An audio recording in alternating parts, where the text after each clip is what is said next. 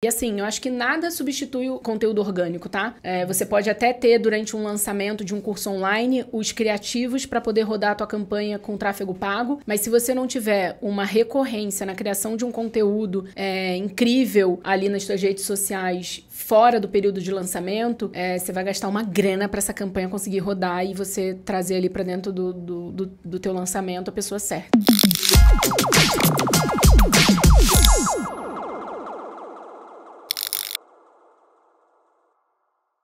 Fala, malucada, como vocês estão? Aqui quem fala é Wagner, do Alvo da Louca Podcast, o seu podcast de gente real, falando com o empreendedor da vida real.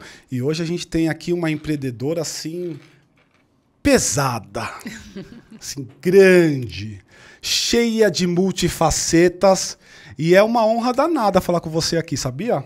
Obrigada, prazer todo meu.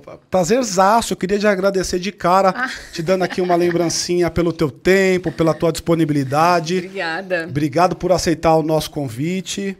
Abre agora? Opa, fica à vontade, fica à vontade. Vamos matar a curiosidade. Vamos. Bora lá, que lindo. Ai, adoro canecas. Boa, boa. Espero de verdade que você goste. Muito obrigado por ter vindo, tá? Imagina. E o que a gente vai falar hoje, pessoal? A ideia é a gente falar como é que um empreendedor pode fazer empreendimento em várias vertentes, com vários focos, olhando o Brasil, olhando fora do Brasil. E eu tenho para você aqui de tudo uma pergunta muito curiosa, assim, que eu quero já de cara colocar, você não precisa me responder, só para você pensar, a gente vai chegar nela daqui a pouco, que é o que você chama da era dos influenciadores descartáveis. Vamos falar sobre isso daqui a pouco.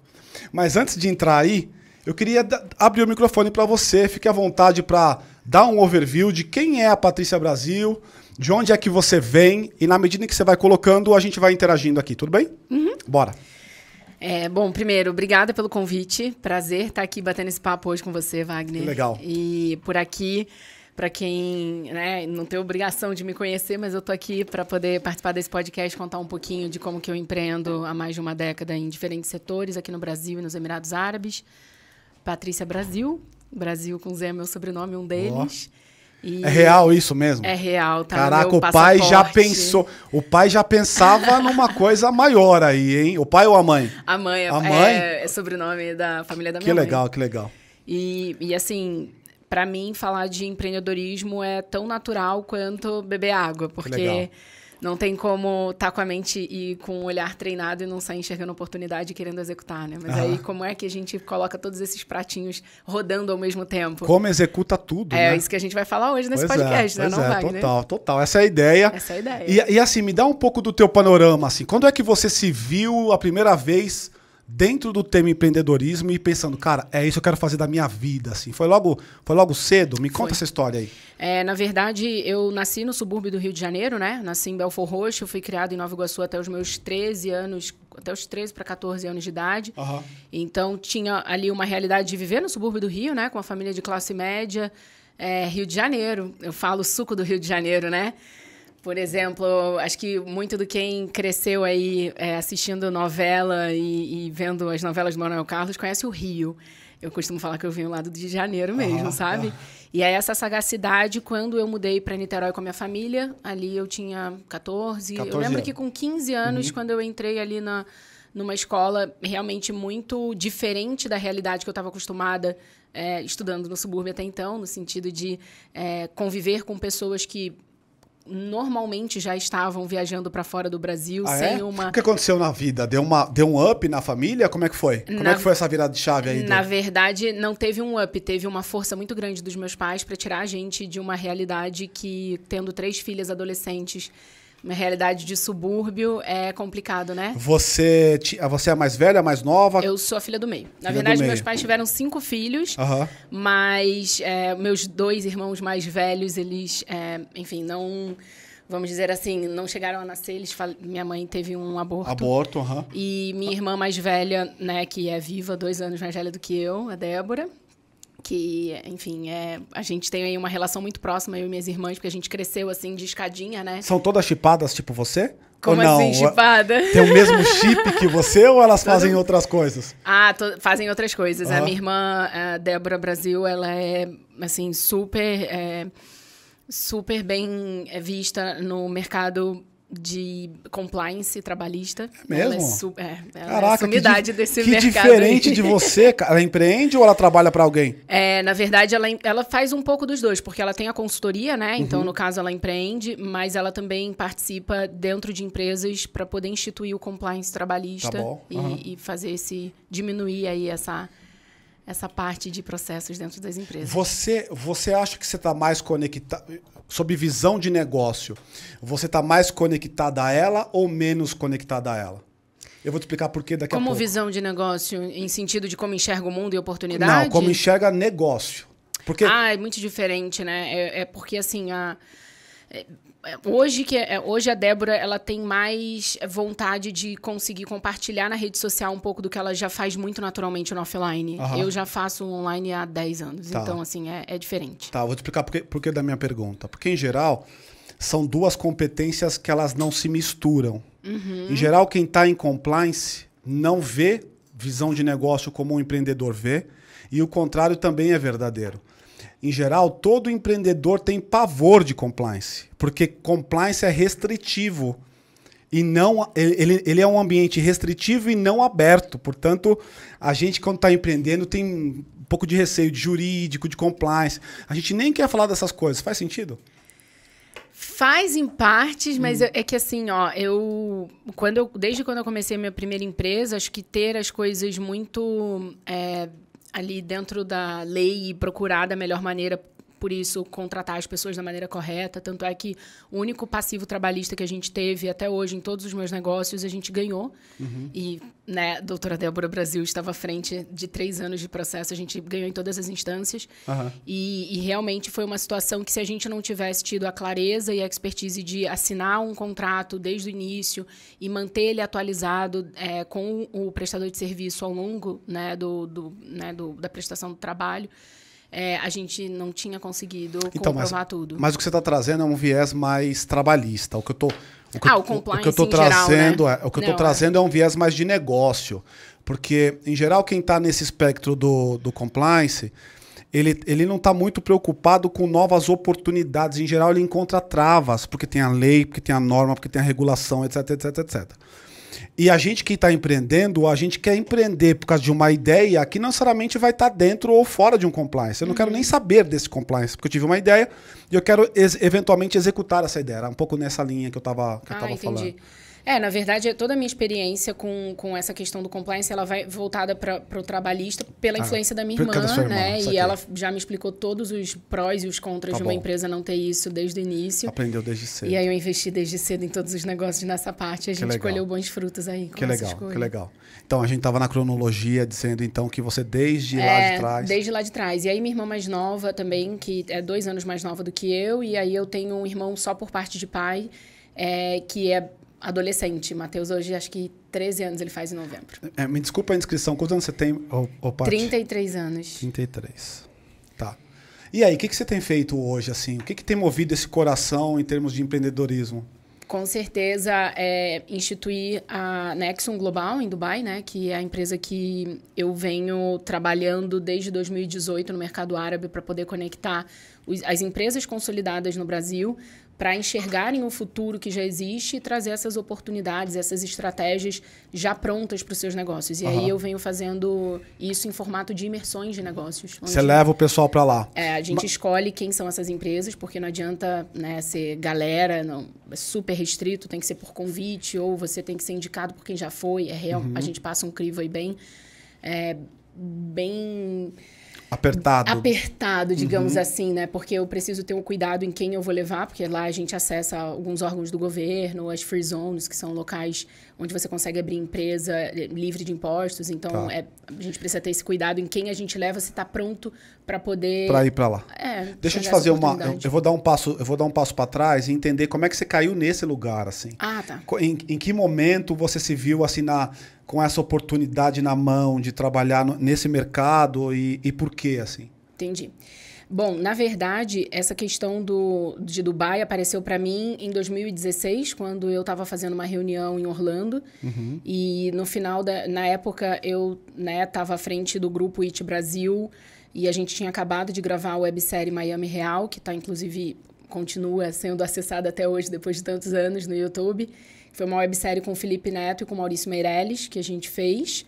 2 temporadas, uma Las Vegas Real e a outra Miami Real, onde a gente mostrava em destinos que o brasileiro, né, conhece, coisas que ele nem imagina que tinha ali.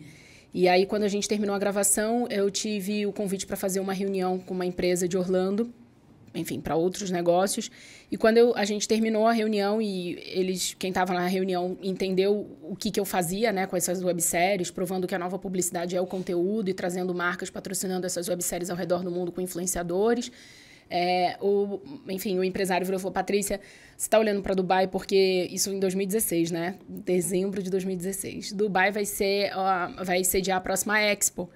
E aí, para quem não entende o que é Expo, é uma exposição global de inovação e tecnologia que acontece desde 1700, 1800. E, por exemplo, desde o telefone, zíper, roda gigante, muitas coisas que a gente vê hoje no nosso dia a dia foi apresentado em primeira mão para o grande público dentro dessa Expo Global. Que era onde, na época? A cada 5 anos acontece em algum local do mundo diferente. E em 2016, Dubai tinha sido selecionada para poder sediar a próxima Expo, que aconteceria em 2020. Então, ele começou a me falar sobre isso. Eu nunca tinha parado para prestar atenção no mercado árabe dessa maneira. E aí, quando eu voltei para o Brasil, eu comecei a colocar Dubai nas minhas pesquisas de tendência, porque, como eu já tive empresa de moda, uma das principais vertentes do meu dia a dia é estudar hábitos de consumo, tendências globais e como isso se dissemina em estratégias de negócios práticas, como se dissemina em produto, serviço. E acho que é por isso até que eu acabo saindo na frente em muitos dos negócios, né? Tipo, no caso do Grupo IT Brasil, a gente foi pioneiro na conexão entre marcas e influenciadores digitais. Quando eu chegava em São Paulo para contar o que era influenciador digital em 2013... Ninguém sabia, né? As agências não faziam ideia. Hoje você tem algumas empresas que sentaram aí no seu lugar, umas 2 pelo menos. Agora assim, o que é o chassi dessa sua operação? Tem a ver com marketing, todo. Desde quando você começou, você tá, pelo que eu tô entendendo, você está no mundo do marketing, da propaganda, do desenvolvimento de marca, do que é? Sim. Na verdade, eu empreendo em diferentes setores, né? Na educação, na publicidade e agora na questão da inovação e tecnologia com Dubai. Tá. Então, eu sempre busco... Você está nos 3 ainda? Então, no Grupo IT Brasil, em 2019, a gente fez um hiato, né? A gente foi... rolou ali um M&A e uma tentativa de compra por uma empresa do Azerbaijão que entraria na América Latina e queria um grande player do mercado. E, na época, realmente, a gente estava aí brigando com os maiores do mercado. E por uma questão de desalinhamento mesmo com o setor, né, da influência. O que isso é muito... Nossa, vai horas de terapia, porque eu tive que tratar isso na terapia. Eu vi uma profissão surgir, participei, né, da criação de grandes influenciadores e me decepcionei. Quem são? Dá para falar? Dá para falar alguns? Vamos falar alguns? Acho que se colocar no canal do Grupo IT Brasil no YouTube, você vai ver quem Não, mas isso é legal, só para quem tá assistindo ter um pouco da noção da grandeza. Nomes, né? Bom, a Tainara Ogê, quando surgiu no Snapchat, a primeira websérie internacional, ela e o Bruno, eu lembro do Bruno, que é o empresário dela até hoje, a gente se falando no telefone, eu explicando para ele como que ia fazer um Media Kit, porque quando ela voltasse, o babado ia ser forte, ele era bom, tá pronto. A Boca Rosa, o Whindersson Nunes, quando fez 10 milhões de inscritos, a gente que ia começar a fazer a parte de publicidade. Desde lá?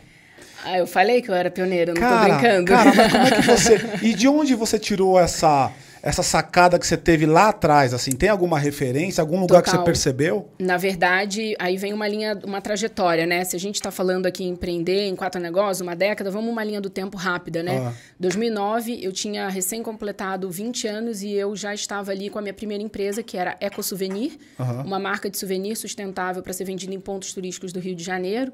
Eu, como carioca, estava observando que numa década que teria Copa do Mundo, Pan-Americano e Olimpíada no Rio...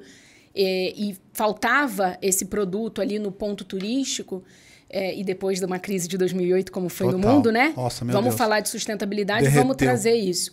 E aí eu tirei essa ideia do papel, com as minhas economias como professora de espanhol, e eu falei, bom, vou investir tudo que eu tenho nisso aqui. E aí foi muito interessante, porque rapidamente... A sua formação era letras, alguma coisa assim? Não, eu na época que eu dava aula de espanhol, eu estava fazendo publicidade. Então, eu formei em comunicação social com foco em publicidade. Tá bom. Mas nunca pisei dentro de uma agência, nem para fazer estágio. Eu construí a minha, mas a gente era um modelo de negócio bem diferente. Legal, legal. E aí, bom, EcoSouvenir em 2009, para 2010. Em 2010, eu passei por uma seletiva, né, no Rio de Janeiro, no Sebrae do Rio, com a Universidade Veiga de Almeida. E eles fizeram um projeto social carioca, que era uma incubadora de marcas do setor de moda. Eu me incluí ali, apesar de ser ali acessório, né, tá dentro de moda. E foi a minha escola empreendedora, porque a gente está falando de uma época que não tinha YouTube com vídeo de faça o seu plano de negócio e como... Né, eu não sabia, não fazia ideia que dava para pegar empréstimo no banco. Imagina fazer um pitch e conseguir um dinheiro de uma pessoa que, por algum equity do teu negócio... Você estava com 22 anos, você estava com 21 anos, você estava bem novinha ainda, né? Tava. Ali era raça demais, assim. Meu Deus do céu. E aí, nessa idade... Você tem esse lado emocional com o Sebrae por esse lugar? Ou especial com alguém? Na verdade, eu tenho Fernanda Islama, que foi a pessoa que me levou para dentro desse evento para eu poder fazer o pitch. A gente entrou escondida. No meu livro eu conto que eu convenci. O meu melhor pitch não foi ali para a banca do Sebrae, foi para o segurança para me deixar entrar. Que legal. Porque eu não tinha um convite para entrar no evento. Que legal. Do Santa Teresa Hotel. E ela que me falou, vai ter isso aqui, é a chance. A gente está falando de um carnê que por 2 anos eu pagava, sei lá, menos de R$200. E era o que eu podia fazer na época, para poder aprender a ter um negócio, né? Hoje em dia o mundo é muito diferente, né? É foda, né? A informação tá aí, né? Só não faz quem não quer. Meu Deus do céu. Precisava de uma dose Mas você extra. encontra ainda pessoas que estão nesse lugar, né? Mesmo com toda essa informação disponível, ainda tem pessoas que ainda preferem se vitimizar e ficar naquele mimimi de não faz porque não tem ou não quer, ou não. Mas aí a pessoa tá no vitimismo, né? Aí quem tá no vitimismo não tem como ter sucesso. Não vai, São né? coisas opostas. São coisas opostas. Quando ela despertar para isso, ela muda essa crença limitante e vai à luta. E você é pragmática assim, então? Não sei, né? Tá me lendo dessa maneira, legal. Tá bom, então eu sou pragmática. Você tá sendo, e é ótimo que seja, não? Não, você tá colocando a pessoa na linha do vitimismo, porque o vitimismo, eventualmente, ele não vai conseguir ter sucesso. Eu concordo absolutamente. Não tem como. Assim, não conheço ninguém que é vítima, que se faz de vítima e tem sucesso no longo prazo. Me fala um cara que tá aí estourado, que era vítima ou que ficava esperando as coisas acontecerem. Não existe, Não existe. Tá bom. Não funciona. Tô parado em 2010, Sebrae, RJ, incubadora, Fernanda Islama. Fernanda Islama. Beijo, Nanda. Gratidão eterna por isso. E aí, o que acontece? Em 2011, os meus mentores do Sebrae falam, Patrícia, o seu produto ele é muito sazonal. E quando passar todos esses eventos, porque o meu pitch foi em cima de uma década próspera do Rio de Janeiro, e quando passar esses eventos, você não vai ter possivelmente um negócio. Hoje, com a minha experiência, eu discordo, mas na época eu era uma máquina de executar. Eu ouvia e executava, ouvia e executava. Então, eu rapidamente fiz hoje a gente chama de pivotar, né? Mas, gente, esses nomes eu vim saber depois de velha. Então, assim, eu fiz ali um reposicionamento de marca e a EcoSouvenir passou a se chamar Holic.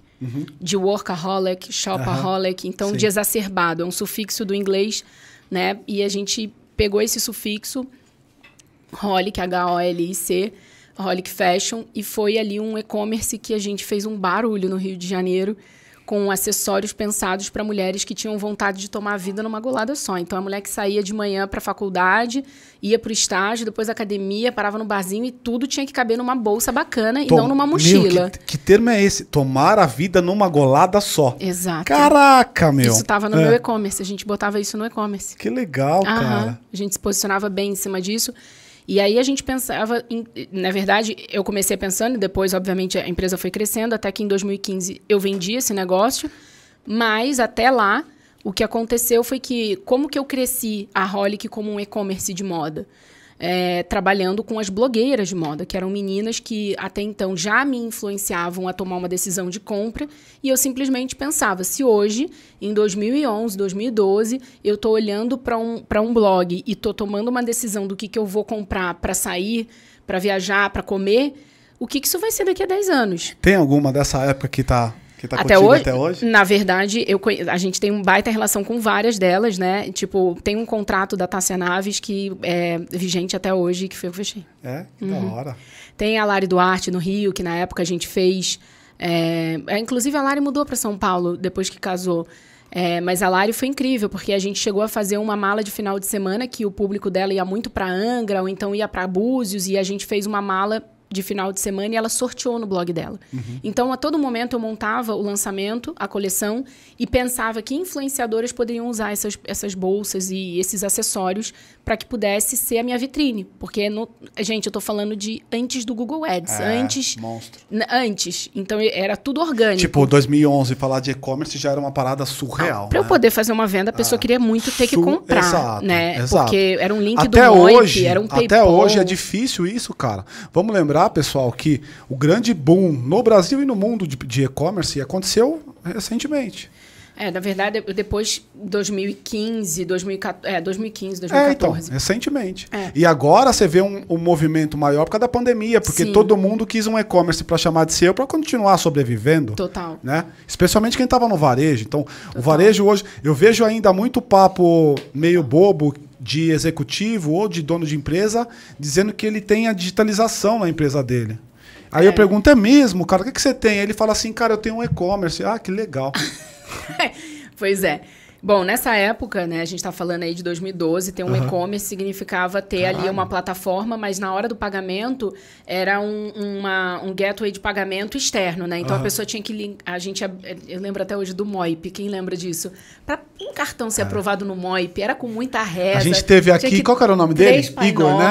Era um troço Igor, assim. Da Cora? Da Moip, da Cora que era Moip, exato. O Igor teve aqui com a gente. Quem é que estava por trás do Moip? Venderam pro PayPal, se eu não me engano, né? Foi. E virou alguma PayPal, assim. Eu lembro disso. E a gente tinha ali, porque era, né, a gente está falando de uma época que a fraude de cartão não dava nem para o sistema ainda analisar e já bloqueava, né? E aí a cliente, para conseguir comprar, ela tinha que passar várias vezes. Naquela época, acho que ainda era aquela maquininha de fazer assim, né? Passava assim aquele cartão e tinha aquele... Eu acho que já tinha o cartão 2010? de crédito. Já? Não, era crédito, mas não era... Não era aquela, não. Era de pessoal. Já era mesmo? Já era. Só que a grande questão é que no e-commerce era uma coisa muito nova. Então, assim, não tinha um Instagram para vender pelo direct, como é fácil ter hoje, né? Não tem um e-commerce, eu vendo pelo Instagram. Tem muita empresa que funciona muito bem assim, mas beleza, uma escolha.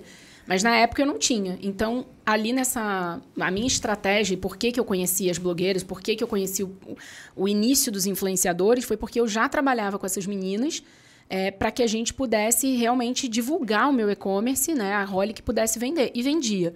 Por exemplo, até hoje a Tássia Naves é uma das maiores influenciadoras de moda do Brasil. O que essa menina movimenta em termos de números para a indústria é fenomenal. Tem diversas influenciadoras depois que se inspiraram nela. Ela está num segmento específico? Moda, luxo. Moda, luxo.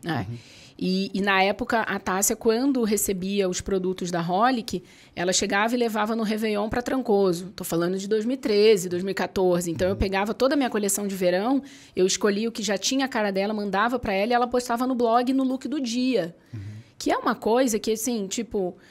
as marcas pagavam para estar ali. E eu ia construindo um relacionamento com essas meninas, entendendo como elas gostavam, persuadindo, porque eu não tinha dinheiro para contratar. Total. Isso tudo era na amizade. Na entendeu? amizade e no feeling. E quando eu tive, dentro do Sebrae ainda, os meus mentores falaram, Patrícia, para você ver se realmente essa é uma empresa que você vai querer ter no longo prazo, você vai ter que trabalhar numa empresa. Porque eu era muito nova. Até então eu dava aula de espanhol, fazia faculdade, estava tentando empreender ali no meu negócio. Eles falaram, você vai ter que entrar e trabalhar numa empresa de moda para você ver o dia a dia de uma empresa grande. E aí eu fui trabalhar num grupo de moda, né, que tem ali uma sede em São Gonçalo, no Rio de Janeiro. São Gonçalo, estado do Rio de Janeiro, tá, gente? Só para não... Calma, os niteroenses em São Gonçalo não me matem. Estado do Rio, não me cancelem. E aí foi muito interessante, porque eu via todo o planejamento, toda a estratégia de marketing. Eu fui para assessorar, para ser ali a estagiária do marketing, porque eu precisava ter uma hora mais reduzida, mas eu acabava fazendo muito mais do que estágio. E ali eu pude fazer um teste, pagando, contratando essas influenciadoras, para que cada influenciadora fosse para uma marca do grupo, em presença, né, na loja, e entender como que essa menina ia retornar. Mas, mulher, você via isso acontecendo em algum lugar ou você teve essa sacada mesmo? Na verdade, eu via acontecendo já lá fora, né? Tem o fenômeno Chiara Ferragni, que hoje é top 3 influenciadoras que mais faturam no mundo. Então, ela tem muito produto licenciado, marca própria, daí vai, né? Quem é dessa área sabe. Ela já foi... Ela, em 2014, foi case em Harvard. Né? Então, assim, essa menina, realmente, na hora que ela começou a despontar no Lookbook Nu, que era uma plataforma antes de blog de moda, eu falava, cara, isso daqui a pouco tá aqui no Brasil, a mulherada vai bater foto. E você gostava? Então, assim, o que te fazia... Por que você ia buscar esse tipo de conteúdo? Assim, já era uma coisa que você gostava? Você fazia para poder ter insight mesmo? O que eu estou buscando aqui na pergunta? Estou buscando se isso aconteceu de maneira intuitiva ou se não. Você planejou esse caminho. Intuitivo, e depois que eu entendi que aquilo era uma potência para o meu negócio, era total estratégico. Tá bom. Tá? Na hora que eu entendi, eu falei assim, cara, se no meu universo uma menina dessa me zera o meu estoque de e-commerce, o que vai acontecer quando essa menina divulgar uma marca que tem uma distribuição nacional, total, com loja física? E aí eu já presenciei algumas coisas muito loucas em termos de audiência, de público gigante. Por exemplo, no Grupo It Brasil, em 2016, a gente lançou uma coleção chamada Jolie by YouTubers, com a Monte Carlo Joyce, que foi um licenciamento com as 5 maiores YouTubers daquele ano. E a gente colocou 11 mil pessoas no pátio, ali na área central do Shopping Eldorado, em São Paulo. Sério? Eu quase fui pisoteada nesse dia, porque eu não estava com...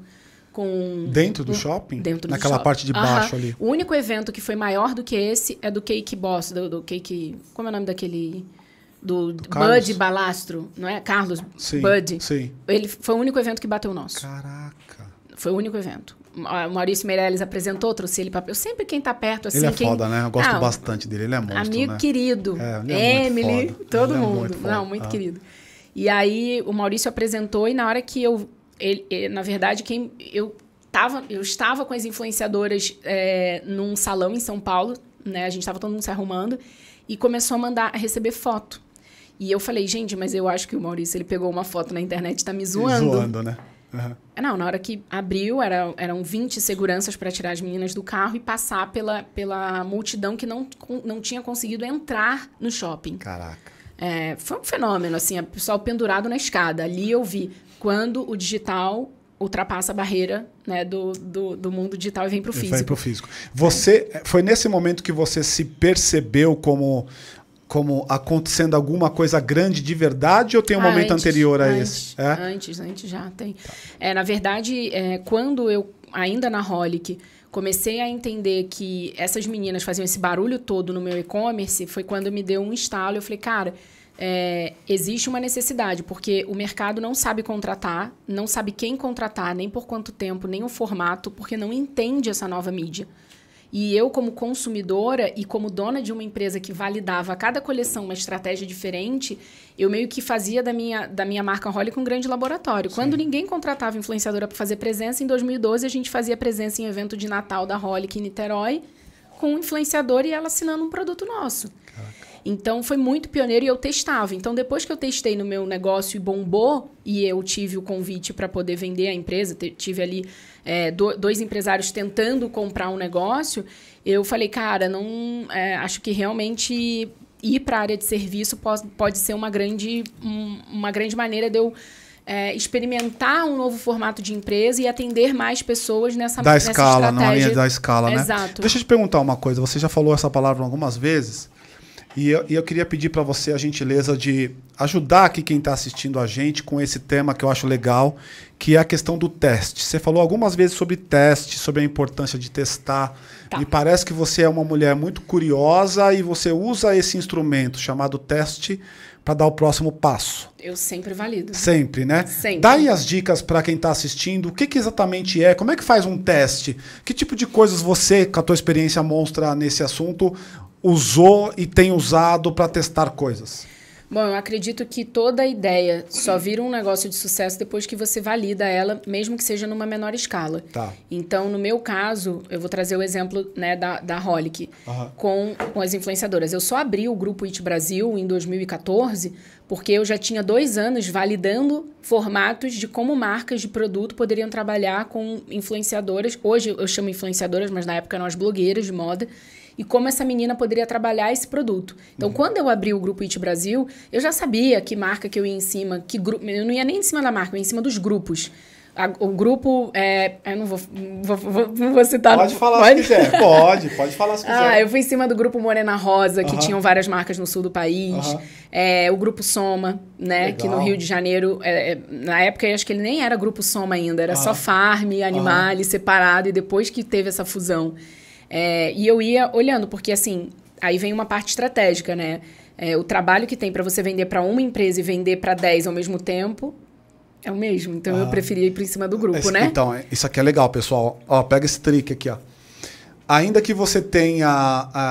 A gente sempre tem uma noção de pequenez, né? A gente, especialmente quem está no começo, vai ter uma percepção de que, mas eu não tenho ainda, porque eu não sou ainda, porque não é ainda, porque o cara é muito grande, ou porque não sei o quê.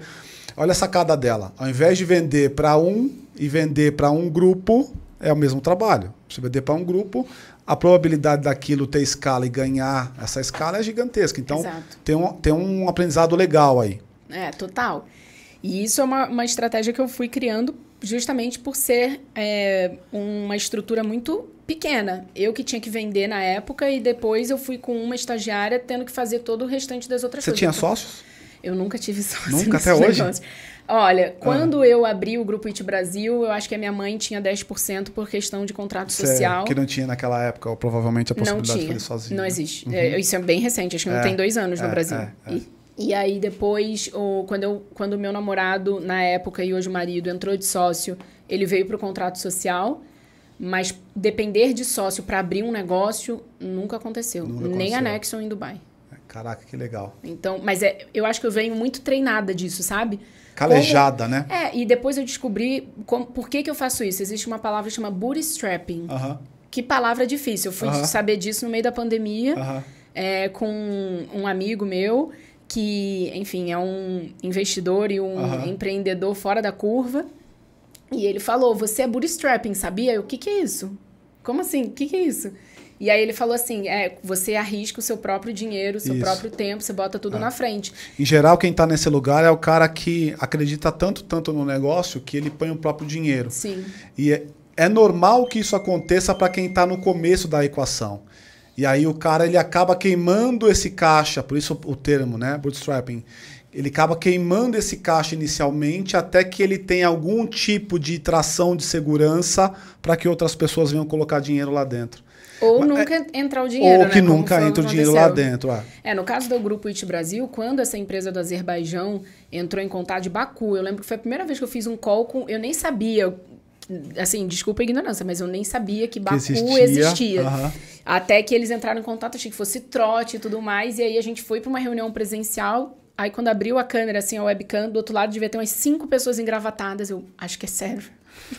Ok, let's... Você estava sozinha? Não, eu estava com o Tom, meu namorado e hoje marido, né, na época sócio. Que também é sócio. E aí ele falou, eu acho que não é bobeira, não. E aí a gente começou a reunião e aí eles falaram que a gente já tinha aparecido nos charts dele, enfim, do que eles tinham já levantado de América Latina, principalmente São Paulo, que a gente já estava realmente... Estamos falando de 2015, mais ou menos? Não, isso foi 2018. Essa negociação rolou em 2018 e...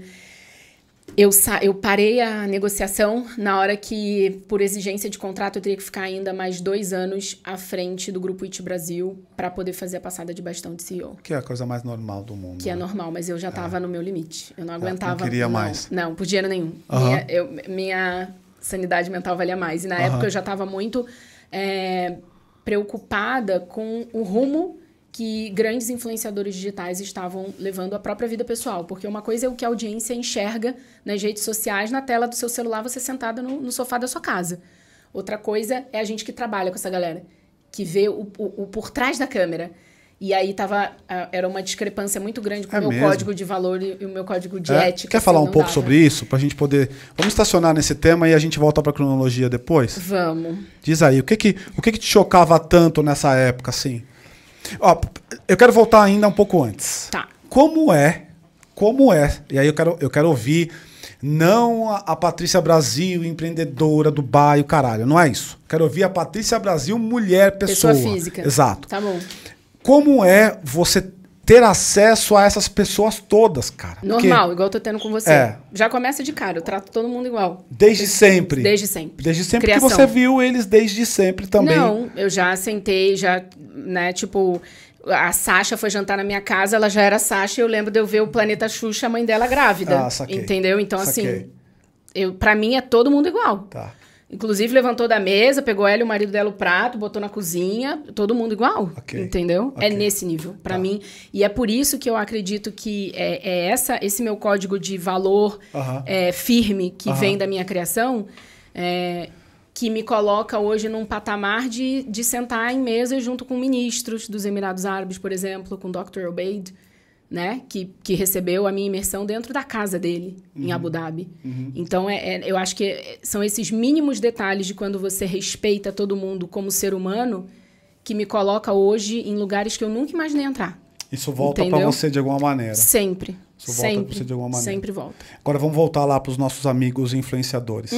Que aí você começou a perceber que de alguma maneira isso estava afetando a vida deles.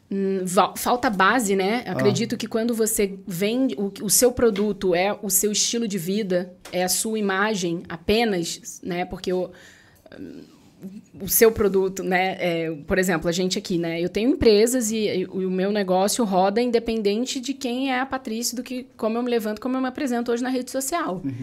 No caso dessas pessoas, não. Isso é ele, né? Então é mais delicado ainda. Se você não tem uma base familiar forte e você começa a ganhar dinheiro muito novo, muito nova, você começa a perder muito a mão de como tratar as pessoas, de como respeita as pessoas, do que é certo, o que é errado, qual que é o limite, né?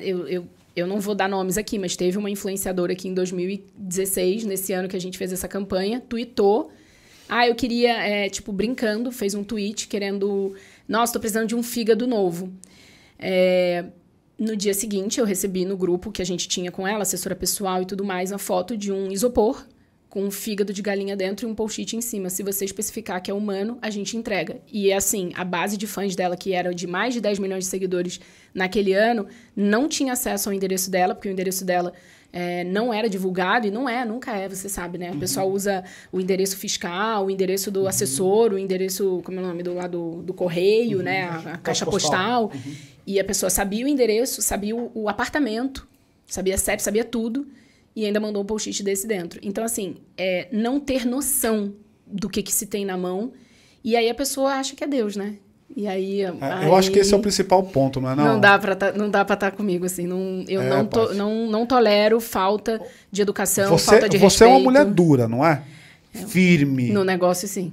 Não é? Total. E essa firmeza já te colocou num lugar de embate com uma situação dessa, por exemplo, que você descreve aqui agora? Já, né? Por exemplo, chegar numa diária de gravação, ter umas 100 pessoas dentro de um estúdio e a influenciadora começar a dar piti no camarim. Eu não gostei, não tô bonita hoje. E aí atrasa 3 horas e aí eu pergunto, quando eu tenho noção do porquê que aquilo tá atrasando, e é por causa do piti, aí eu vou ser muito... Eu não queria ser ela na minha frente. Como é que ficou essa situação depois? Você acha que ela não gravou? Gravou? Não tô aqui pra ser amiga de influenciador, tô aqui pra fazer negócio. Boa. Ponto. Boa. Entendeu? Paty, vai lá. Paty tá ávida por perguntar. Eu tô curiosa pra saber como é que você se posicionou. Gostaria, se você puder falar, o que você chegou e falou, como é que você se colocou. E eu queria fazer uma pergunta, Patrícia. Qual que você acha que o que mudou da criação de um conteúdo orgânico lá do começo, quando você estava com os influenciadores que hoje são grandes, e para hoje? Vindo essa coisa do Ads, que agora todo mundo vai para o Ads, porque parece que é o único caminho. O que mudou em termos de produção de conteúdo, em termos de estratégia, daquela época para cá? Perfeito. Bom, primeira parte da pergunta, né? Como que eu reagi nesse caso? Aí é bom, né? Lembra da minha irmã Débora, que sempre me aconselhou a ter contrato, não sei o quê? Eu não piso dentro de um trabalho se aquilo não tiver um contrato assinado, né? Show. O cliente pode até pagar depois, depende da forma de pagamento, mas o contrato tem que estar assinado por todas as partes. Tá. E tá escrito no contrato que a gente tem 12 horas de uma diária. E tem a data da diária. Então, eu só peguei o contrato, virei a página, eu falei, o dia é hoje. A hora já começou. Vamos na multa. Você quer pagar agora? Como é que você quer fazer? Você quer ir lá sorrir na câmera? Então, amor, bota o teu melhor sorriso e vamos ser profissional. E ela foi? E foi. Foi.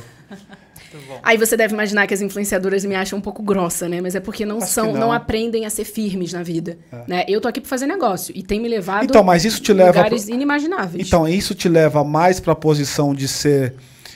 De grossa. gostarem de você ou de não gostarem de você? Eu acho que quem é sério, quem tá pra fazer negócio... Gosta, né? Gosta. Eu, por exemplo, gostaria se fosse assim. Porque é papo reto. Papo reto não tem conversa. Tá dado. Exato. Tá combinado, tá dado. Tá tudo certo. E assim, eu acho que na verdade, a maioria dos influenciadores em si, o problema não são eles, mas quem está em volta. Então, nesse dia, por exemplo, a assessora pessoal dessa influenciadora estava chorando no canto da sala. Nossa, eu queria ter a força para falar assim. Eu falei, como assim, querida? Mas o que está faltando para você falar por A mais B que a gente está aqui por um contrato? Tá todo mundo trabalhando, inclusive ela, né? Então, assim, para mim é muito simples. Todo mundo tem tratamento igual, né? E foi isso que fez com que eu tivesse um resultado muito cedo, né? Essa questão de um profissionalismo, de um código de ética forte, né? O que é certo. Para mim é assim, né? Então, outra coisa que eu vi muito acontecendo no mercado dos influenciadores é uma competição entre eles. Então, tem muitos que vocês acham que são amigos entre si, mas no fundo, tá um puxando o tapete do outro, um pegando o marido do outro. Tá, nossa, prefere nem saber, que senão você deixa de seguir, para de gostar e para de comprar o que tá indicando. Né? Então, quando eu comecei a ver isso, eu falei, não, tá me fazendo mal como pessoa física, porque eu não fui criada assim, sabe? Imagina, meu pai tem formação militar, você imagina como a gente foi criado. Seu pai né? de onde? Meu pai é nascido no Rio de Janeiro. Mas o que militarismo ele é? De que vertente? Forças Armadas? Força Aérea Brasileira. Força Armada, aeronáutica. Aeronáutica, isso, aeronáutica. Tá bem ali do lado do aeroporto de Santos Dumont. Isso, enfim, mas ele saiu antes da gente nascer e foi empreender. Mas ele tem imagina, a gente foi criadas assim de uma maneira muito firme, né? Então, acho que quando eu cheguei aqui, eu conheci alguém, apertei a mão, a pessoa falou, apertei a mão firme, né? Eu tenho que mandar essas coisas pro meu pai, porque isso é uma coisa que quando eu era criança, a gente fala, olho no olho e aperto de mão firme, e o que você falar, a tua palavra vale mais que qualquer coisa. Não, eu percebi isso, sabia? Entendeu? Eu sou um cara apaixonado pela psicanálise e a primeira coisa que eu percebi em você foi isso. Você me olhou no olho e pegou numa mão, você pegou na minha mão como se fosse... Eu vou usar o termo que tá me na cabeça, tá? Como se fosse um homem brother pegando na minha mão. Firmeza. Então, eu acho que isso fala muito sobre você, inclusive. A sua fala aqui nessa mesa demonstra isso, né? Sem dúvida nenhuma, eu acho que essa firmeza você tem de fato. Talvez por isso até que você tenha conseguido chegar tão grande, no lugar tão longínquo como você tem chegado, eu acho. Com certeza. E essa firmeza, ela tem sido... Eu aqui? O meu? Tá. Tá pedindo pra eu colocar água pra você aí. Ainda tem. Eu coloco um pouco mais. Obrigada.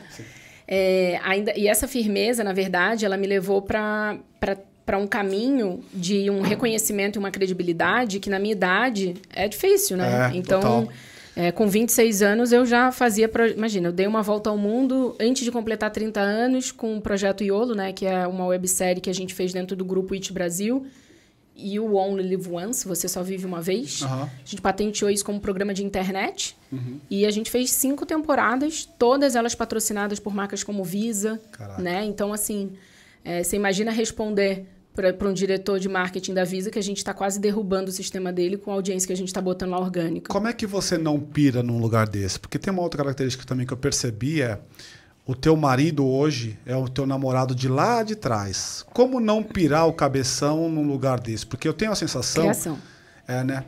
Porque eu tenho a sensação que esse lugar de onde você narra é um lugar onde as coisas são muito efêmeras.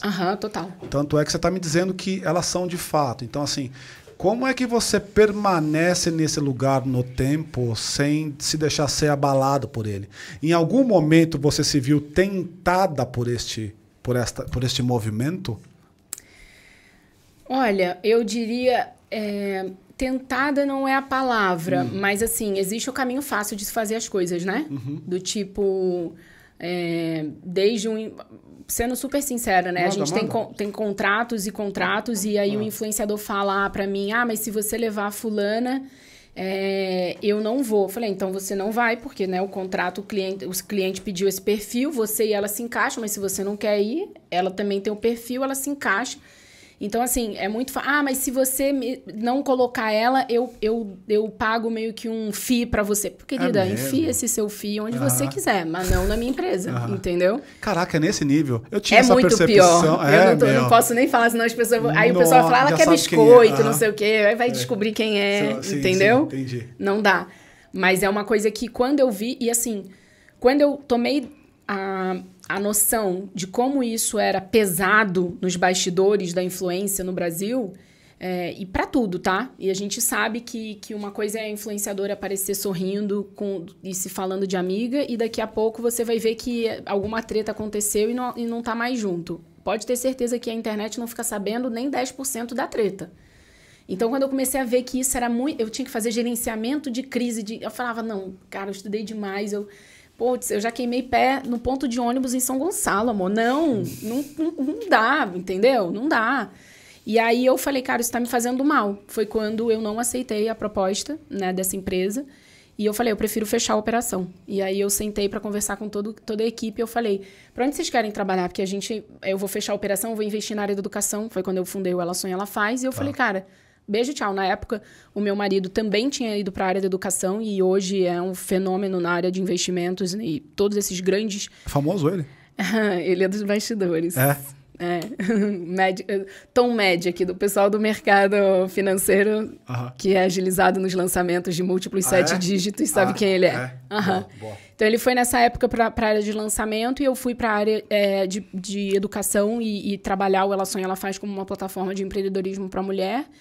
E eu falei, cara, isso é 18, 19? É 18 para 19. Tá. 19 eu tomei a decisão no final de 2018, mas eu tinha ainda contratos a entregar com o Grupo IT Brasil até final de maio de 2019. Tá. E aí eu entreguei, e a equipe já estava ciente, aí eu realoquei todo mundo que era do meu time. Qual é o teu sonho? Eu quero trabalhar na Samsung. Então vamos ligar lá, vamos fazer acontecer. Eu usei toda a minha influência para realocar o meu time que não teria função nas novas empresas, né? Mas o meu financeiro, por exemplo, se permaneceu inteiro, comercial, entendeu? Continua contigo.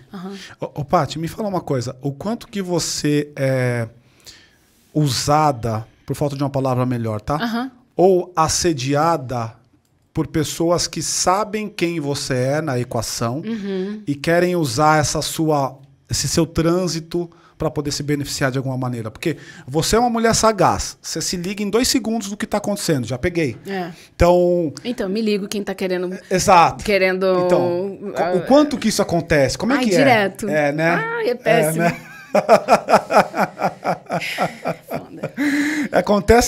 Acontece como? É sutil? Ele é descarado? Como é que é? De todas as maneiras. As pessoas não têm... mas eu ainda consigo perceber, e eu e meu marido, a gente tem ali uma afinidade no sentido de quando a gente sai, por exemplo, eu já saí... E é muito comum, assim, a gente saiu pra jantar com um casal que a pessoa tá super na mídia, não sei o quê, e aí ele viu uma situação meio estranha, a gente chegou em casa e falou, acho que, isso aí não é melhor ficar perto, não. E aí, dito feito, 3 meses depois, aí solta fofoca, separa, não sei o quê, e assim... Você tá há quantos anos com ele? Com o Tomás? 11 anos. 11. 33, 22. Bem lá de trás. 1/3 da vida dela tá com o Tomás. Tomás, parabéns, cara. Parabéns, cara. O tom da minha vida. É o tom da vida dela. Vai, Paty. Pergunta da produção de conteúdo orgânico. Eu tô com ele aqui. Eu não perdi ainda não. Tá estacionado aqui. Então, o que mudou, né? Primeiro, em relação ao formato de vídeo, eu acredito que as pessoas já entendem que a profissão blogueira e influenciadora digital existe. Em algum momento, essa menina vai querer vender alguma coisa para você. E, obviamente, que agora falando de um cenário mais de educação online, os infoprodutores, eles estão especialistas em copy, tem uma área de copy dentro de toda a empresa de um grande lançamento, existe. E o formato é mais rápido, né? E assim, eu acho que nada substitui o conteúdo orgânico, tá? Você pode até ter, durante um lançamento de um curso online, os criativos para poder rodar a tua campanha com tráfego pago, mas se você não tiver uma recorrência na criação de um conteúdo incrível ali nas suas redes sociais, fora do período de lançamento, você vai gastar uma grana para essa campanha conseguir rodar e você trazer ali para dentro do teu lançamento a pessoa certa. Então, quem trabalha com isso profissionalmente sabe, uma coisa não exclui a outra. E existem formatos e formatos, entendeu? Então, assim, quem quer trabalhar hoje com a internet precisa entender que quanto mais valor você coloca ali dentro para sua rede, para sua comunidade, mais isso retorna em credibilidade aos olhos de quem vai ser o seu futuro cliente. Então, se você coloca depois uma campanha rodando ali com o criativo, vai ser muito mais efetiva do que se você, no criativo, tivesse que convencer essa pessoa que você realmente é muito bom naquilo que você está se propondo a vender para ela. Paty, deixa eu te perguntar uma coisa que você também já falou algumas vezes e eu queria a tua opinião sobre isso. O que significa para você a palavra comunidade? E pessoas que têm os mesmos interesses ali, que têm ali o mesmo hábito de consumo, o mesmo estilo de vida, mesmos objetivos. É um caminho inexorável? Tipo, todo negócio digital deveria trabalhar sob a ótica de formação de comunidade para depois pensar em rentabilizar esse ativo? Ou não? Ou não tem a ver uma coisa com a outra? Não, acho que tem a ver, mas uma coisa não exclui a outra. Você pode querer começar hoje a lançar um produto e você já ser, por exemplo, uma pessoa reconhecida numa área, no mundo real, né? No mundo offline. E você vai para o digital com vídeos de autoridade, de depoimentos, de uma série de coisas e você em 1 mês, 2 meses consegue lançar alguma coisa e já ter algum resultado. Mas você já tem uma comunidade, mesmo que física aí. Não, mas aí eu não digo uma comunidade, eu digo pessoas que acompanham você, tipo, sei lá, um médico. Uma comunidade? Mas o médico tem? A comunidade seria Você acha que não? Não sei. Pelo menos aquelas pessoas, ó, a Paty passou, avisou a outra Paty, que avisou o Murilo, que avisou o Wagner, são comunidade. Só no ambiente físico, no ambiente digital. Ou não? Eu acho que ter ali a pessoa do quem indica, por exemplo, vamos pegar uma questão, se fosse um médico fazendo um lançamento no mundo digital, mas ele tá abrindo o Instagram hoje. Tá bom, o cara faz implante de cabelo. Vamos pegar uma história dessa aí mas é porque o implante de cabelo é recente. Vamos pegar, sei lá, um cirurgião plástico que tem 35 anos de experiência. Doutor Bumbum. Não, mas o Doutor Bumbum tem que ter, porra. Não. Vamos pegar, o Doutor X, que tem 35 anos de Existe um Doutor Bumbum? Existe, o cara foi preso. Eu me ferrei aqui, cara. Eu não sabia nem que existia um Doutor Bumbum. Teve um cara que foi preso, que fazia, acho que cirurgia plástica na sala de casa, um negócio desse. Nossa, não tenho noção. Vamos Eu falei a esma aqui, vai lá. Entendi, maravilhoso. Bom, digamos que tem aí um cirurgião plástico com 30 anos de experiência, fora anos de formação, né? Esse é um cara que já é uma sumidade no mundo real, no mundo offline, né? E o que acontece? Se essa pessoa precisa lançar uma formação e ela, na verdade, já tem uma notoriedade, uma credibilidade...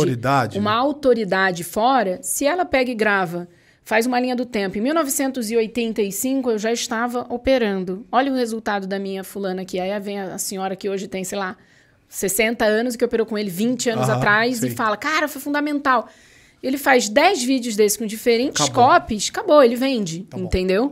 Sem ter a comunidade. Mas a maneira mais orgânica e até no longo prazo de você conseguir vender com um CAC menor é se você tiver essa comunidade para vender para as pessoas. Exatamente, que é aí que eu tô. Deixa eu te perguntar uma coisa e aqui vai a pergunta capciosa, tá? Bora. Vou te preparar para ela já, para você responder bonitinho. Imaginando no mercado que você tá, e aí, especialmente pelo nome, a gente vai entrar, eu sei que você tem tempo apertado, a gente tá no finalzinho, mas eu ainda quero entrar em Dubai, etc e tal, tá?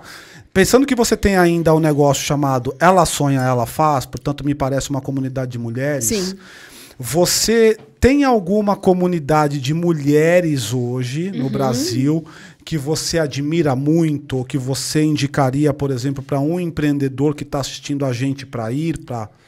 que de alguma maneira você acredita no trabalho, tem um propósito, etc e tal? Se for mulher, Ela Sonha, Ela Faz. Sem dúvida, a gente tem ali uma metodologia que acolhe e quebra as crenças da empreendedora, né? E principalmente aprende a lidar, você é acolhida e aí, obviamente, que tem a formação para que você possa ter tudo que eu gostaria que tivessem me ensinado lá atrás, do básico, desde como você faz um contrata uma pessoa, até como você demite e quais são as habilidades que você precisa observar, por exemplo. Sua irmã tá nessa, não tá? Ela dá aula lá. Certeza que sim. Só pela sua frase lógico, aqui. Tem que estar. Legal. E quem tá comigo desde o início tá comigo para sempre. Isso é legal, entendeu? Também sou assim. E Fala aí, pra Paty isso todo dia. Top. Muito bom. E aí, basicamente, a comunidade, a gente tem ali a formação, tem o podcast Ela Sonha, Ela Faz, que em 2022 a gente inaugurou no dia 10 de janeiro e toda segunda-feira tem um novo episódio com uma história de exemplo que te arrasta. Quem toca, você? Eu. Legal. Esse ano, sim, né? Vamos ver se ano que vem eu vou continuar me desdobrando em 10 pra ter você agenda. tem TDAH? Você tem TDAH, cara? Um pouco. Você tem pra caralho, né? Um pouco tem pra caralho. Tem muito, cara. Você tem muito, cara. Você não tem pouco, não, meu. Teve um dia que sentou uma pessoa aí, a Karina. Ela olhou pra mim e falou assim, há 6 meses atrás, cara, você tem TDAH? Eu falei assim, cara, eu não sei. Ela virou pra mim e falou, você tem pra caralho. Eu falei, meu, você tá me dizendo isso? Todo mundo me diz isso, a Paty me disse isso. Aí eu fui atrás, e agora, há um mês atrás, saiu o diagnóstico, eu tenho pra caralho mesmo.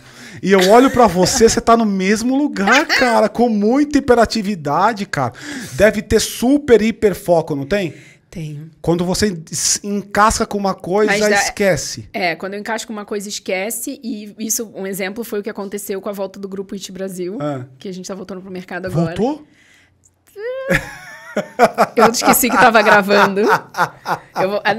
Eu não posso falar quando nem com quem, mas a gente vai mostrar o futuro da influência. Olha que na América legal, Latina. que legal. Pode aguardar aí que a gente legal. tá no DNA ser inovador. É um movimento que você tá chegando em outros países? Ainda não, mas a gente já está conversando com marcas globais que vão querer endossar esse novo momento. Agora vamos entrar nessa coisa do Emirados Árabes, Dubai e tal. O que você está fazendo efetivamente e para onde você está indo com esse negócio, né? Basicamente, eu faço um estudo, junto com a minha equipe de lá, do que está acontecendo em diferentes segmentos da indústria. Tá. Né? Então, por exemplo, existe a Dubai Future Foundation, que é uma fundação do futuro. E Dubai, eu sou fã, assim, porque tudo que a gente vê lá tem 51 anos. A minha mãe é mais velha. É muito maluco. Então, é muito louco, porque é o poder de você ter uma visão e um líder que executa. Né? E aí, para quem empreende, isso é mágico. Então, quando a gente entra, por exemplo, na reunião do Dubai Future Foundation e as palestras que a gente tem acesso lá de como que essa visão de liderança e as estratégias certas tocam um país, né?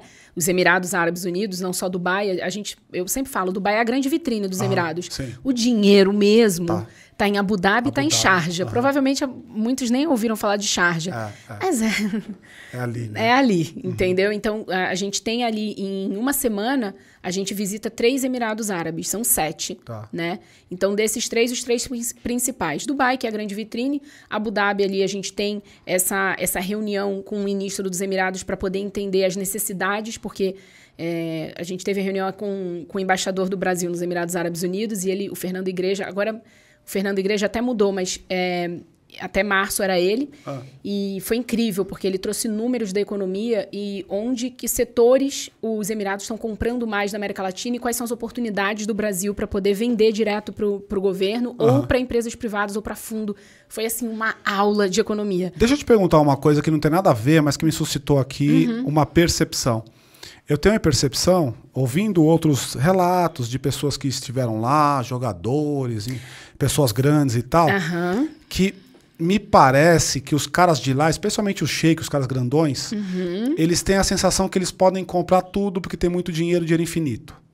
Aí chega, e aí me perdoe, marido.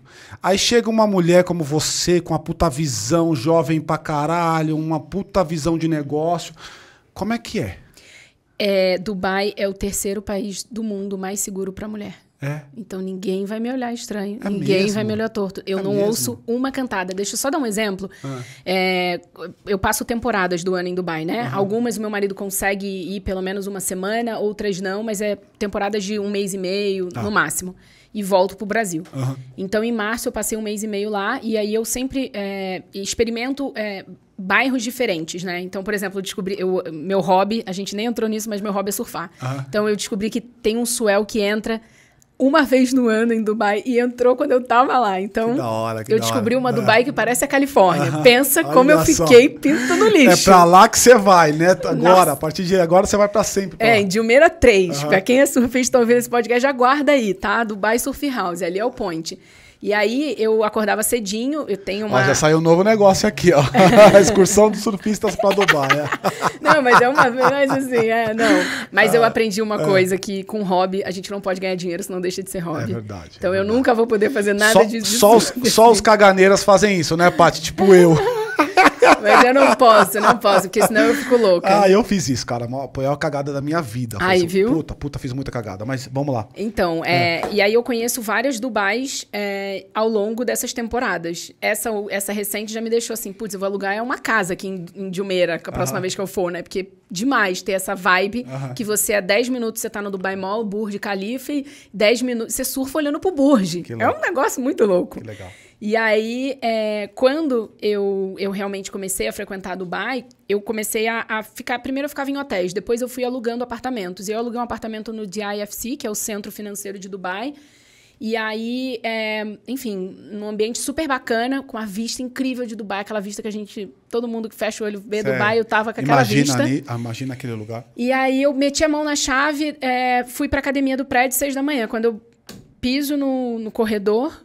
Juro, devia ter uns 40 pedreiros trocando o gesso, o teto do o gesso do teto. Uhum. Eu de roupa de academia, olhei assim, eu falei, Senhor. Fechei a porta.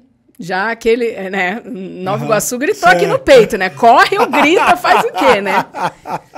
Você acredita que quando eles viram que era uma mulher, eles todos pararam, que estavam fazendo, abaixa a cabeça, abaixa a cabeça. Enquanto eu não saí da linha de visão deles, tipo visão periférica, né? Entrei no elevador, aí que eu vi a máquina ligar de novo. Mesmo? Esse é o nível. Mesmo no nível de cima? Porque no nível de baixo tá claro. Então, tem sanções e tal. E no nível de cima? Então, aí eu acredito muito que vem no posicionamento, né? Não vai... E aí eu falo, eu, Patrícia, que lido... com ministros, com embaixadores. A Luísa Trajano, quando foi para Dubai em março, recebeu o Golden Visa dela, que é um visto, enfim, maravilhoso, que alguns empresários recebem para poder fomentar negócios entre o país e os Emirados. Ela me procurou para a gente poder realmente estar junto ali naquele dia que ela teria disponível, e eu também, para que ela pudesse conhecer a minha Dubai, que é de negócio. Então, aí eu levei ela para o pavilhão dos Estados Unidos, que estava tendo um evento, não sei se você sabe, mas toda a nota de dólar impressa de 2007 para cá tem a assinatura de uma mulher. Essa mulher estava lá, numa reunião para 20 pessoas, eu tinha sido convidada. Falei, para tudo, a Luísa Trajano está chegando. Pessoal, quem é a Luísa Trajano? Eu mando um linkzinho da Times, né, que o pessoal leu. Ah, bacana, mas a gente vai receber, sei lá, o presidente do, sei lá, de outro país aqui. Tal. Eu falei, não, mas ela tem que entrar. Então, assim, a gente foi muito legal, porque eu levei ela para conhecer o meu lado de Dubai. Legal. E eu acredito que Dubai existem várias, né? Infelizmente, tem realmente, eu não posso negar, essa Dubai da influenciadora, que se diz influenciadora, mas faz book rosa no Instagram, tá lá no OnlyFans e vai para lá. E eu sei onde essa galera fica, tá? Todo mundo sabe. Né? Eu não passo nem na frente, preciso nem dizer, né? Entendi. Nos hotéis, no bairro, é outra Dubai. Porque você acaba criando um estereótipo, né, cara? Por outra... exemplo, quem tá nesse lugar, o cara que tá de fora, ele cria um estereótipo a brasileira, por exemplo, na Itália, há uns anos atrás, ela era estereotipada, Sim, cara. total. Né? Então, se fosse carioca, então era pior ainda, porque carioca, não sei o que, tal, aquela coisa mulher brasileira, não sei o que, vai dançar, põe a mãozinha, não sei o que. Então, tinha esse estereótipo. A minha pergunta era mais nesse sentido, se em Dubai isso é uma realidade. Eu acredito que em qualquer lugar do mundo, quando você se dá o respeito, você tem o respeito. Eu concordo muito. De qualquer pessoa. Eu concordo muito. Ninguém vai te olhar torto. E o mais maluco é que eu tenho plena convicção que você está falando absolutamente verdade, porque você transmite isso no teu posicionamento, é muito real. Não, porra, não. É assim, tem gente que eu converso, que eu falo assim, a pessoa tá falando A e é B. Você me parece bem real. Me fala alguma coisa que me parece que você conquistou espaços que você nem imaginava. Eu imagino que você deve ser orgulho da família, etc e tal. Pra onde você tá indo, mulher? Eu acredito que agora, pro meu futuro, né? Acho que é crescer família, né? Tem aí a vontade, eu e o Tom, a gente já conversa muito de crescer família. Filhos. Porque eu fico pensando, eu sou muito de visão de longo prazo, né? As pessoas falam, nossa, você imaginava ter o carro que você tem, a vida que você tem hoje? Imaginava. Quando eu tinha 15 anos, eu falava o carro que eu ia ter. Tudo bem que, tipo assim, não é a marca, mas eu falava o formato do carro, a cor do banco. Eu falava eu sou super a favor de você conseguir visualizar com detalhes tudo que você quer. Projeta, sabe? Né? Eu projeto isso muito. E o tipo de relacionamento que eu tenho hoje, o baita respeito, admiração, e o que eu quero pra daqui pra frente, né? Eu falo, o Ela Sonha, Ela Faz é uma empresa que eu quero os meus netos falando. Caraca, minha avó lá, quando a mulher ainda sofria assédio, sabe assédio? Nossa, a pessoa fala, nossa, que coisa velha, assédio. Existia assédio? Quem que falou isso? É quando Neandertal estava na Terra, quando tinha assédio? Não, mas a minha avó, ela lançou uma empresa que as mulheres se empoderavam e elas aprendiam a ganhar dinheiro, aprendiam a empreender e eram livres financeiramente, elas não aguentavam, elas saíam dessa questão até de assédio mais fácil. Eu quero isso. E aí, pro neto falar, eu preciso fazer um filho hoje, né? Ou então, ano que vem, daqui a pouco, né? Daqui a pouco. Então, eu comecei a olhar isso pro futuro, o que eu queria deixar de legado, porque eu acho que é bacana deixar a empresa. Aí vai para uma questão mais de autoconhecimento, de constelação familiar, eu já sei que não é tão bacana deixar deixar herança, então a minha herança vai ser de outro jeito para a sociedade. E aí eu acredito que tem que ir para esse passo. Me parece que esse também é um caminho meio natural quando você acaba vivendo coisas que você viveu, né? Então, você vem de um lugar, você chegou num outro lugar em que algumas necessidades fundantes já estavam resolvidas. Aí você começa a pensar em legado, né? Total. E parece que é por aí, né? A própria Trajano acho que fala um pouco sobre isso em algum momento, né? Então... Beijo, Lu! Vai lá, Paty. Eu queria que você perguntasse para ela, Wagner. Na verdade, é uma jogada, porque a gente teve um convidado aqui no podcast, que é o Thiago Schutz, ele falando muito dessa coisa da mulher, né? Que a gente... ele tem uma visão muito do lugar do homem, o lugar da mulher.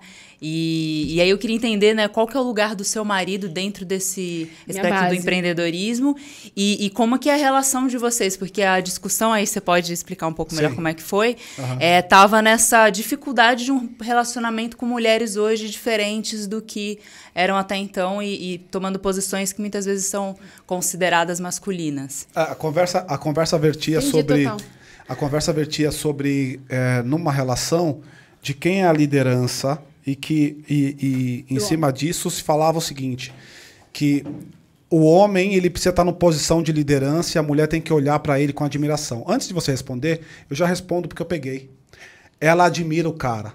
E ela falou umas 3 ou 4 vezes dessa admiração, o que me remete a pensar, posso estar cometendo uma heresia aqui, e ao vivo para nós. Como é o nome dele? Tomás Terini. O Thomas é o líder do rolê. Aí, ó. Tá claro. Eu aprendi... E ela olha que legal, me arrepio. Ela é exatamente o perfil que o Thiago tava dizendo. Eu quero uma mulher top, hypada, mas que ela seja a top hypada lá no dia a dia dela. Quando chega em casa, a liderança é minha, cara. E normalmente a mulher que está nesse lugar, ela quer o homem nesse lugar também. O problema é que a mulher que tem uma energia masculina como alta, ela vai atrair o cara que tem energia feminina, porque os opostos se atraem nesse sentido. Total. Então, e aqui eu não tô falando da minha opinião, não. Tô falando de psicanálise mesmo. Sim, total. Então, de alguma maneira, se eu tô atraindo o oposto, puta, cara, a tendência de uma mulher no nível dela viver frustrada no tempo é gigantesco. É gigante. Porque ela vai olhar pro homem que fica só babando nela. Ai, meu amor, você é tão maravilhosa. Não. Que ela não consegue admirar o cara. Aí ela vai olhar pro shake. Aí ela vai... Não é que ela vai trair o cara com shake. Não, mas é que tem isso, né? Então, mas é que Bom, vamos lá. Tem vários pontos, tá? Primeiro, tem que ter admiração, né? E eu acredito que quando você constrói uma vida juntos, como foi o nosso caso... O Tom me conheceu, o Tom fez o primeiro e-commerce da Holic. Ele virou uma noite, e meu marido é super geek, sei lá, que ele arranjou, quando eu acordei no dia seguinte, eu acordo super cedo, ele estava indo dormir e o e-commerce estava na tela. Então, assim, isso não tem preço. Entendeu? E na época a gente era namorado.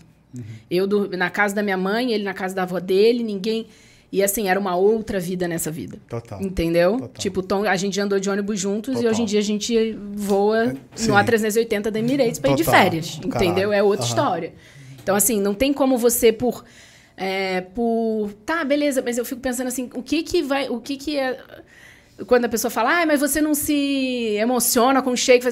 Cara, a vida da mulher dele é muito vazia. Eu faço massagem com a massagista que faz a sheika de Dubai. A sheika Hindi, que é a sheika do Emirado Árabe Charge, é minha amiga. Eu sei a vida que ela tem. É foda. Desculpa, a gente tem a mesma bolsa. Eu não vou ter as pedregulhos de joia que ela tem. Também não tenho... Quer dizer, só uso joia quando tô lá. Aqui... Dá um pouco de medo, né? Não, eu não uso. Sem joia, pessoal, sem joia. Sem joia. Então, assim, eu não vou ter essa joia, mas também um dia, se eu quisesse ter, trabalho e faz. Ou então, tipo, a gente vai ser uma... Mas, assim, acho que as melhores coisas da vida não são coisas. E quando você conquista algo e olha pro lado e fala, caraca, vencemos... Putz, isso aí tem o poder de tudo. E aqui fica um negócio legal. Salva de palmas pro Tom, porque ele administrou esse VSM que a gente chama, Valor Sexual de Mercado. O Tom administrou esse VSM dele no tempo. Foi. E ele é tão monstro que ele viu a mulher dele crescendo para um caralho o VSM dela, mas ainda assim ele manteve o gap dele. O que me remete a pensar que o cara é foda pra caralho mesmo. Porque, em geral, quem chega no lugar dela vai olhar pro cara e falar assim, ei, desce, sobe daqui, sobe aqui. Ela tá muito maior que ele. E é difícil você continuar mantendo uma mulher admirada quando ela tá em um VSM muito alto. Só se você crescer o seu.